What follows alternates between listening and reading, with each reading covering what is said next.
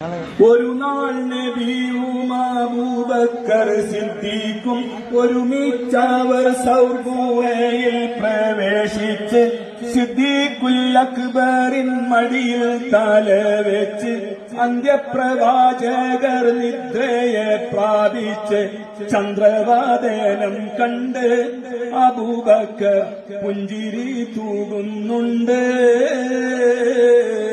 പുഞ്ചിരി തൂകുന്നു, ചുറ്റിലും നോക്കുന്നു, ഓരോ പഴുതുമടക്കുന്നു. പഴുതൊന്നടക്കുവാൻ ശീലത്തുണ്ടില്ല, പാദവിരൽ കൊണ്ടമർത്തുന്നു. മുത്ത് റസൂലുള്ളാഹ് സുഖമായുറങ്ങുന്നു, മുഖം കണ്ട് സിദ്ദീഖ് സന്തുഷ്ടനാകുന്നു. മൂർഖൻ പാമ്പും മൂടൻ കാലിൽ കടിക്കുന്നു, മൂർച്ഛിച്ച വേദന സിദ്ദീഖിലേറുന്നു. നബിയെ ഉണർത്തിയില്ല, സിദ്ദീഖിന്റെ വേദന മാറുന്നില്ല.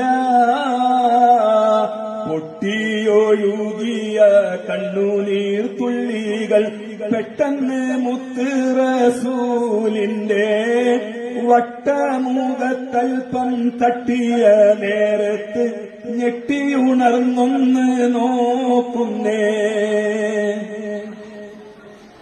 എന്താ സിദ്ദീഖോരേ നിങ്ങൾ കരയുന്നു, എന്തു പിണഞ്ഞെന്ന് ചൊല്ലുവിൻ പെട്ടെന്ന്. എന്റെ മനതാരിൽ വേദന തിങ്ങുന്നു, എല്ലാം പറഞ്ഞ അബൂബക്കർ നബിയോട് ഉമിനീർ പൂരട്ടി നബി സിദ്ദീഖിന്റെ ഉഗ്രവീഷമിറക്കി. ആകെ പാടച്ചോന്റെ ആദ്യമുക്തായ ആദരവായ റസൂലുള്ളാഹ് ആരാധനക്കർഹനേകനാണെന്ന് സന്ദേശം നൽകിയ നൂറുള്ളാഹ്. മാനവർക്കായെന്ന് നേർവായി കാട്ടുവാൻ മക്കത്തുദിച്ച ഹബീബുള്ളാഹ്. മംഗകൾ കുത്തമിയാമിന ബീവി പെറ്റ മുഹമ്മദ് സല്ലല്ലാഹ്. ആകെ പാടച്ചോന്റെ ആദ്യമുക്തായ ആദരവായ റസൂലുള്ളാഹ് ആരാധനക്കർഹനേകനാണെന്ന് സന്ദേശം നൽകിയ നൂറുള്ളാഹ്.